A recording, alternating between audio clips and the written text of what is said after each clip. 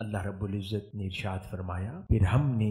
اس کتاب قرآن کا وارث ایسے لوگوں کو بنایا جنہیں ہم نے اپنے بندوں میں سے چن لیا، یعنی امت محمدی صلی اللہ علیہ وآلہ وسلم۔ ان میں سے اپنی جان پر ظلم کرنے والے بھی ہیں، اور ان میں سے درمیان میں رہنے والے بھی ہیں، اور ان میں سے اللہ کے حکم سے نیکیوں میں آگے بڑھ جانے والے بھی ہیں۔ یہی اس کتاب یعنی قرآن کا وارث ہونا ہے، بڑا فضل ہے۔ اب غور طلب بات ہے، اللہ رب العزت فرما رہا ہے کہ ہم نے اس قرآن کا وارث بنانے کے لیے، یا جنہیں قرآن کا وارث بنایا وہ میرے چنیدہ لوگ ہیں، میرے چنے ہوئے لوگ ہیں۔ اور پھر انہی چنے ہوئے لوگوں میں فرمایا ایسے بھی ہیں جو اپنی جان پر ظلم کرتے ہیں، اور ایسے بھی ہیں جو درمیان میں رہتے ہیں، اور ایسے بھی ہیں جو بہت آگے بڑھ جاتے ہیں۔ یعنی یہ بات سمجھنے والی ہے کہ کوئی چنیدہ ہو کر بھی اپنی جان پر ظلم کر سکتا ہے اور کمزوری کا ارتکاب کر سکتا ہے، چنیدہ ہو کر بھی۔ اب اس سے مطلب اور مراد کیا ہے کہ وہ چنیدہ ہو کر کہ اللہ رب العزت نے انہیں قرآن کا وارث بنایا، لیکن پھر بھی وہ اپنی جانوں پر ظلم کیسے کرتے؟ اس سے مراد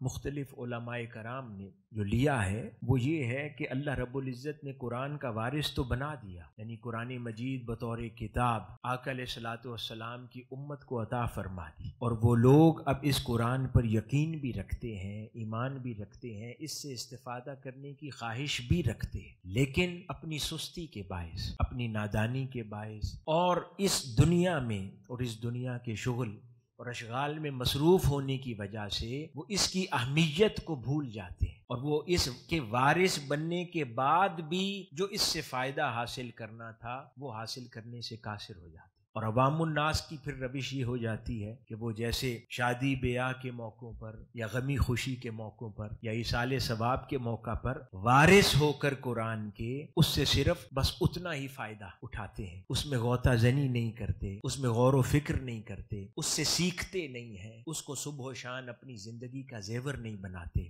اپنی زندگی کا لباس نہیں بناتے قرآن کو۔ تو وہ لوگ ہیں جو وارث تو بن گئے آقا علیہ الصلوۃ والسلام کی عطا سے، لیکن پھر بھی وارث بننے کے بعد بھی اپنی جان پر ظلم کرتے رہے۔ یعنی گھر کے اندر چشمہ رواں تھا اور ان کے پاس فریش پانی بہتا تھا، لیکن اس سے وہ فائدہ نہ لے پاتے۔ تو قرآن مجید کے وارث بن کر بھی اپنی جانوں پر ظلم کرنے سے مراد یہ ہے۔ پھر دوسرا حصہ فرمایا قرآن مجید میں کہ دوسرے وہ لوگ ہیں جو درمیان میں رہتے ہیں۔ وہ درمیان میں رہنے والے وہ ہیں کہ وہ جانوں پر ظلم کرنے جیسے تو نہیں ہیں، یعنی قرآن مجید سیکھتے ہیں، قرآن مجید پڑھتے ہیں، قرآن مجید کا حفظ بھی کرتے ہیں، لیکن پھر اس قرآن مجید سے جو عمر بھر کا ناطہ اور تعلق قائم ہو جانا چاہیے وہ اس سے ترک کر دیتے، اسے چھوڑ دیتے ہیں، اس تعلق کو پوری طرح نبھا نہیں پاتے،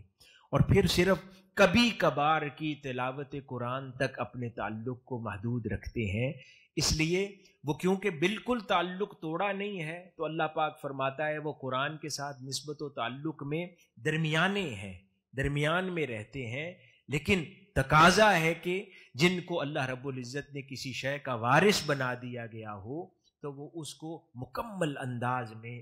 اس کی انتہا تک اس سے استفادہ کرنے کی کوشش کی جائے۔ اور پھر تیسرا طبقہ جس کی طرف اللہ رب العزت نے اسی آیت مبارکہ میں اشارہ فرمایا وہ لوگ جو نیکیوں میں بہت آگے بڑھ گئے ہیں، یعنی وہ لوگ ہیں کہ جن کو اللہ رب العزت نے قرآن کا وارث بنایا، پھر انہوں نے قرآن سے ایسا رشتہ قائم کر لیا کہ عمر بھر میں جو بھی کرتے رہے، چاہے وہ عالم دین بن گئے،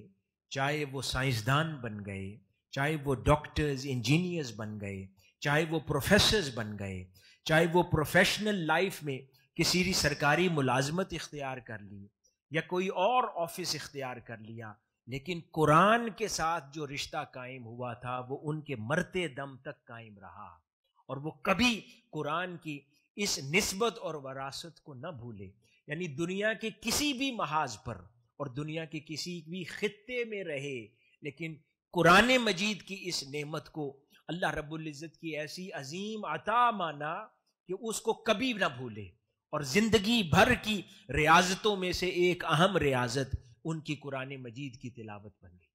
اور ہر لمحہ اس قرآن مجید کے ساتھ اپنے رشتے کو پختہ کرتے چلے گئے، وہ لوگ ہیں جو نیکیوں میں آگے بڑھ گئے۔ پھر صرف قرآن مجید کی تلاوت سے تعلق نہ جوڑا، بلکہ پھر اس کے الفاظ اور معنی کو بھی سمجھا، اس میں غوطہ زنی بھی کی، اس کے اور علوم و معارف سے بھی اپنے قلوب و اذہان کو مزین کیا، یہاں تک کہ اللہ رب العزت نے قرآن مجید کا فہم عطا فرما دیا۔ اور پھر قرآن مجید کے نور سے جو بصیرت عطا ہوتی ہے، اللہ رب العزت نے اس بصیرت میں سے حصہ اور خیرات عطا کر دی۔ تو یہ وہ لوگ ہیں کہ در حقیقت جنہوں نے قرآن مجید کے ساتھ ایسا تعلق قائم کیا کہ وہ نیکیوں میں آگے بڑھ گئے اور ہر محاذ پر بہت آگے بڑھنے والے ہو گئے۔